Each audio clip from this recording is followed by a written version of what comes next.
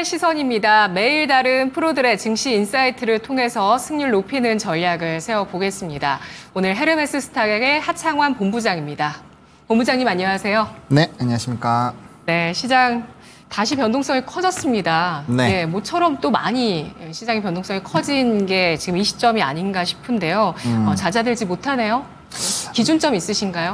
기준점은 있기는 한데 이게 이제 선물로 저는 조금 보고 있습니다. 현선물 매도량이 지금 늘어나고 있고 이러한 상황이라면 반도체에서의 수급 되돌림이 나올 확률이 굉장히 높거든요. 최근에 이제 선물 매도에서의 이런 누적량이 밴드들이 좀 설정이 되어 있는데 지금 이제 누적량이 마이너스 1.5조입니다. 지금 오늘 마이너스 1.7조 수준이 나오고 있는데 이게 좀 증시 하락기에 좀 많이 나올 때가 마이너스 5조 수준이거든요. 그러면 현재 시점보다 선물의 매도가 3조에서 3.5조가 더 나온다라고 볼 수 있고요. 그럼 최악의 상황, 정말 엔비디아가 계속 무너진다라고 가정을 하고 경기 침체에 대한 우려가 조금 더 압박감이 커지는 오늘 뭐 비농업 고용과 실업률이 발표가 되니까 그런 부분에서 이슈가 생긴다면은 지금보다 지수가 더 빠질 수는 있다라고 봅니다. 그래서 최악을 가정을 한다면 지금보다 지수는 5% 정도는 더 빠질 수 있다라고 보고 있고요.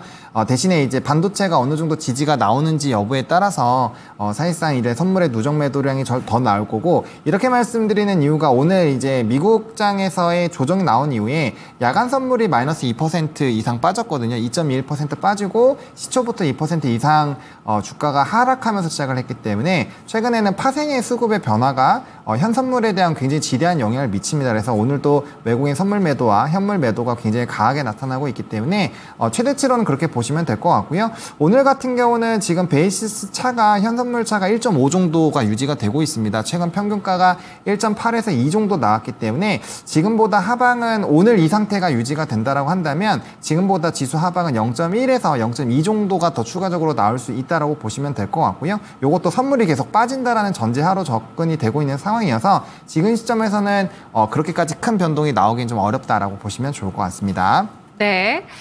외국인의 선물 매도 포지션 줄어들어야 하고 우리 반도체 대장주와 엔비디아의 지지력 형성 여부 확인을 해봐야 되겠군요. 오늘 주제 보도록 하겠습니다. 코스닥 시가총액 1, 2위 순위 바뀌나 떠오르는 바이오 산업. 이번 주에 코스닥의 대장주 순위 싸움이 있었습니다. 금요일장 기준으로 봤을 때는 일단은 배터리 쪽이 조금 더 승기를 잡고 있는 게 거의 다 추격을 했다가 지금 이 둘의 시총 차이가 다시 2조 원 가량으로 늘어난 상태인데요. 바이오주에 대한 기대감 계속해서 높아지는 구간에서 오늘은 일단 또 차익 실현 매물이 나오고는 있는데 금리 인하기에 바이오주가 주도주가 될 수 있을 것인지 바이오주의 최근 상승 요인에 대해서 먼저 짚어볼게요. 다들 알고 계시겠지만 최근에 바이오들의 상승 기조는 워낙 강력하게 나왔습니다. 이게 사실 바이오 산업의 전반적인 붐이라기보다는 개별주들의 이슈가 조금 같이 몰려있다 보니까 바이오가 좀 뭉태기로 올라간 것처럼 보이고 있는 상황이다라고 보시면 좋을 것 같고요. 그 얘기는 즉슨 금리 인하를 시작을 하고 본격적인 헬스케어의 강세 기조가 나오기 시작을 했을 때 본격적인 바이오의 상승이 나왔다라고 보시면 될 것 같습니다. 그러니까 아직은 전조전이라고 저는 보고 있는 상황이고요. 금리 인하가 진행이 되는 상황에서 이런 큰 기업들의 바이오 시밀러에 대한 특허 만료에 따른 이제 수익성 확대 기조들이 확인이 될 수가 있는 상황이고 거기에다가 또 큰 대형주들 같은 경우 실적도 잘 나오고 있거든요. 그러면 붐이 나올 확률이 상당히 높습니다. 그리고 과거에도 코스닥에서는 특히나 바이오가 시장을 주도했었던 과거 전례들이 상당히 많다라는 점 봤을 때는 좀 기대가 된다라고 보시면 좋을 것 같고 지금 이벤트가 너무 많은 상황이죠. 비만 치료제부터 시작해서 ADC 제형, 그다음에 CDMO, 바이오시밀러 등등등 지금 너무나도 많은 내용들이 나오고 있는 상황이고 이게 우리나라에서만 핫한 게 아니라 미국장에서는 최근에 조금 일부 조정이 나오긴 했습니다만 일라일릴리나 노보노디스크 같은 이런 종목군들 보시면 주가가 굉장히 좀 크게 움직이고 있는 상황이고요. 또 비만 같은 경우는 또 화이자가 많이 주가가 눌렸었는데 이제 먹는 것 쪽으로 이슈가 또 다시 재복되면서 바닥권에서는 또 상당히 많이 올라오는 상황이기 때문에 이게 바이오가 지금 어느 쪽이 승기를 잡는지에 따라서 굉장히 좀 많이 달라질 수 있는 상황이라고 보시면 될 것 같고요.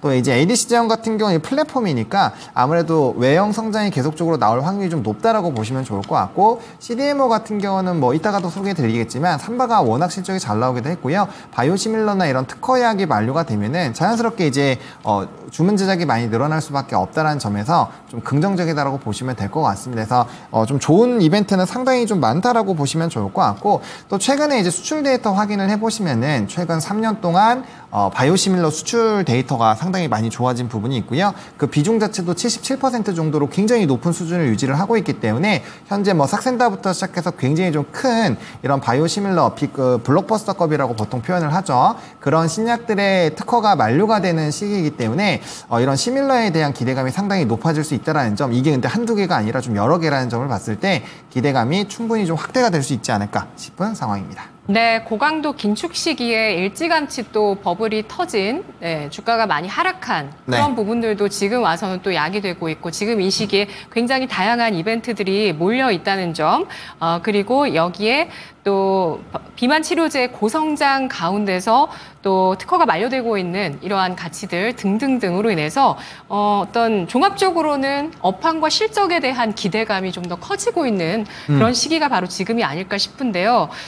종목 이벤트 일정을 좀 체크를 해보겠습니다. 어떤 부분을 주목하실까요? 네, 일단 이 일정을 소개를 드리는 이유가 바이오가 지금 8월부터 11월 달까지 굉장히 좀 많은 일정들이 있는 상황이고, 이게 개별적인 일단 좀 중요한 이벤트이기 때문에 이게 아마 또 시가총액도 높은 기업들이 상당히 많이 있거든요. 그렇기 때문에 바이오 쪽에서의 좀 큰 영향을 주지 않을까라고 보고 있고, 다들 아시다시피 7월 달은 통상적으로 바이오가 굉장히 강한 해의 월입니다. 그러다 보니까 좀 좋은 흐름들이 나타났는데, 일단 유한양행과 오스코텍 같은 경우는 8월 22일까지 이제 렉나자랑 아미반탑의 FDA 승인 관련된 이슈가 나올 거라서 요거에 따라서 이제 관련된 또 산업군들이 확 바뀔 수 있고요. 알테오젠 같은 경우는 지금 키트루다와 관련돼서 이제 머크사에서도 상당히 좀 좋은 내용들이 나오고 있는데, 어쨌든 기대감들이 상당히 높아지고 있는 상황이고, 또 유명 애널들의 지금 목표 주가도 이런 좀 긍정적인 모멘텀이 반영이 됐을 때는 뭐 또 앞자리가 바뀌는 얘기들이 또 나오고 있거든요. 그러다 보니까 이 이슈도 상당히 좀 중요한데, 요거는 9월 정도 종료 후에 이제 9월에 어떻게 내용이 나오는지에 따라서 이제 내년에 또 가시화가 되는 것들이 좀 되기 때문에 실적이 바로 찍히는 거죠?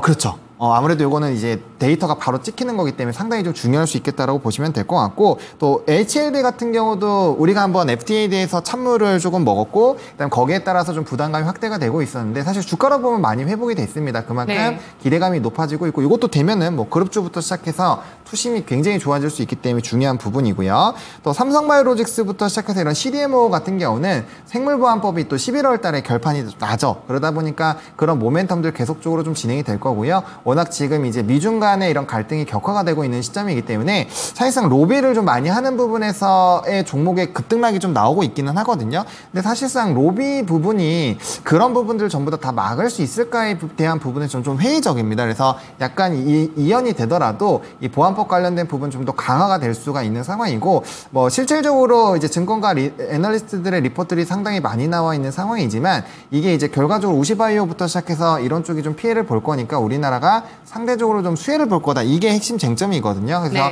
사실상 넘버로 찍히는 것까지는 좀 확인을 해봐야 되기 때문에, 이 CDMO 같은 경우는 이 생물보안법에 대한 오픈이 되기 전에 한 번 정도는 끊어주시는 게 좋을 것 같다. 특히나 바이넥스나 ST팜 같은 경우는 요거에 따라서 변동수가 좀 크다라는 점에서 한 번 정도는 좀 끊어가줄 필요는 있을 것 같고요. 뭐 삼성바이오로직스는 워낙 덩치가 크고 또 실적 베이스, 그리고 5공장부터 8공장까지의 이런 이 앞으로의 모멘텀이 상당히 좀 뛰어나기 때문에 뭐 3반은 좀 논외로 치고 나머지 두 종목은 한 번 정도는 끊어가 볼 필요는 있을 것 같다 정도로 좀 정리 드리겠습니다. 네, 굵직한 일정들 가운데서 신약 모멘텀 일단 대기를 합니다. 유한양행 폐암치료제, HLB는 간암치료제인데 뭐 한번 물먹은 쪽이랑 새롭게 이제 기다리고 있는 쪽, 그쵸. 그리고 또 알테오제는 SC 제형이 앞으로 더 확대될 것이라는 기대감도 좀 더해지고 있는 모습이고요. 그리고 CDMO, 미국의 생물보안법 통과 11월 이전에 가능할 거고, 그 통과되기 전에 사회실험 매물도 좀 받을 수 있기 때문에 한번 좀 끊어주는 게 좋겠다고 하셨는데,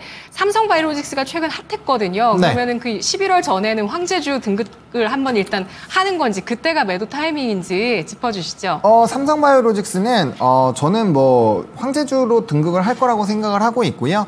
일단 증권가에서는 100만 원부터 110만 원까지 좀 다양하게 분포를 하고 있는데, 이게 단기적인 상승 랠리는 사실 조금 나오기는 했습니다. 그러다 보니까 일단 100만 원 정도가 됐을 때, 특히나 이제 95만 원이 넘었을 때부터는 어느 얘기가 많이 나왔냐면은, 이 정도면은 이제 단기적으로 밸류적인 부분에선 좀 적정한 가격대가 왔다라는 평은 나오고 있거든요. 근데 그거는 이거는 현재 시점만 보셨을 땐 그런 거고요. 이제 앞으로 CDMO 쪽이 계속적으로 확대가 되고 있는 부분들, 그리고 1공장부터 4공장까지의 이런 활발하게 진행되는 것들, 그리고 자회사의 또 삼성바이오 에피스의 바이오시밀러 또 이벤트가 있거든요. 그런 것들이 다 반영되는 것까지 생각을 한다면은 충분히 저는 밸류업이 가능하다라고 보여주고 있는 상황이고요. 또 우리가 그 생각을 해야 됩니다. 우리가 CDMO 쪽이 굉장히 좋아지기 전에 삼성바이오로직스가 한번 이 70만 원대, 60만 원대부터 80만 원대 중후반까지 한번 올라간 적이 있는데, 이때가 이제 특별한 모멘텀이 없었음에도 불구하고 금리 인하가 될 것 같은 그런 기대감이 크게 나왔을 때 주가의 상승률이 크게 나왔거든요. 근데 저는 지금 현재쯤에서 바이오가 이런 금리 인하에 대한 가능성을 크게 반영을 안 했다라고 생각을 합니다.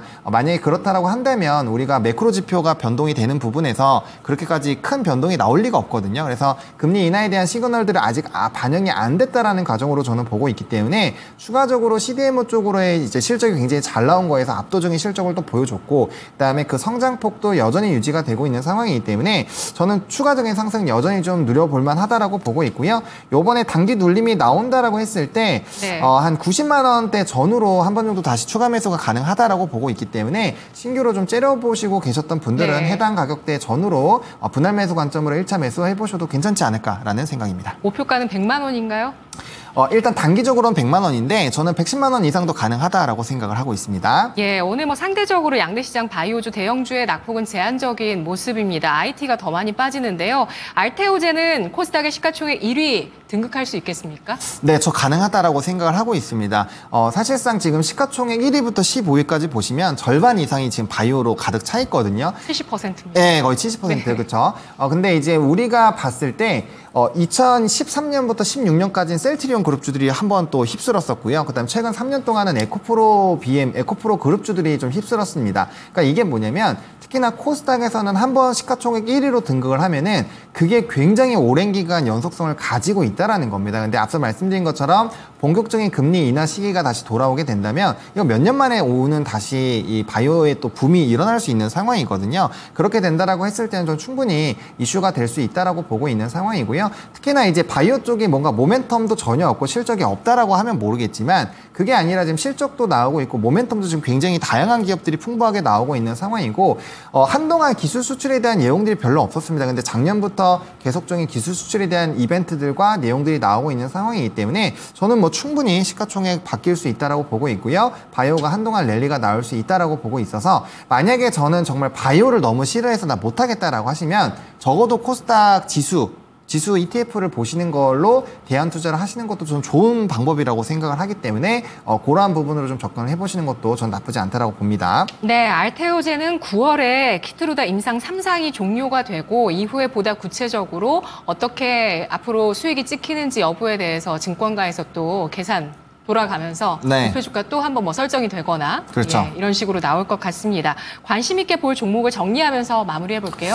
네, 이제 앞서 말씀드렸던 주요 종목군들이 저는 핵심이라고 봅니다. 그래서 이제 삼성바이오로직스나 셀트리온이 이제 합병에 대한 또 조사가 들어가기 때문에 저는 빅파마로서의 좀 지위를 가질 것 같고요. 그래서 아예 못 올랐었던 뭐 한미약품을 보시는 것도 좋은 방법이긴 한데 기본적으로 좀 시세가 분출되고 시장에 관심이 큰 삼성바이오로직스, 셀트리온, 그다음에 알테오젠 요 정도만 보셔도 저는 뭐 문제 없을 거라고 생각을 하고 있거든요. 그래서 크게 본다면 세 종목이지만 좀 밑에 보신다면은 뭐 한미약품이나 기타 다른 종목군들처럼 유한양이나 이런 것처럼 실적도 어느 정도 나오고 R&D 비중이 상당히 높은 그런 기업들을 중심으로 보시면은 충분히 이런 바이오 산업이 성장이 나올 때 그 효과를 충분히 누려보실 수 있지 않을까 정도로 정리 드리겠습니다. 알테오젠만 마지막으로 마음속 목표 주가 말씀을 해주실까요? 네, 알테오젠 같은 경우는 지금 현재 주가가 30만 4천 원인데 저는 여기서 긍정적인 평가 나오면 저도 40만 원은 갈 수 있다고 보고 있고요. 증권가에서는 더 높게 부르고 있는 걸로 알고 있는데 일단 지금보다는 상방룸이 좀 되게 커지지 않을까라고 보고 있기 때문에 지금 만약에 좀 눌리고 있잖아요. 그래서 만약에 지금 좀 눌리고 시장이 안 좋아진다고 한다면 다시 한번 25만 원대부터 28만 원 이 박스 안으로 들어올 수가 있거든요. 그때 한번 비중 확대해 보시는 것도 좋은 방법이지 않을까 생각합니다. 네, 알겠습니다. 분석 고맙습니다, 본부장님. 네, 감사합니다. 네, 프로의 시선 하창환 본부장이었습니다.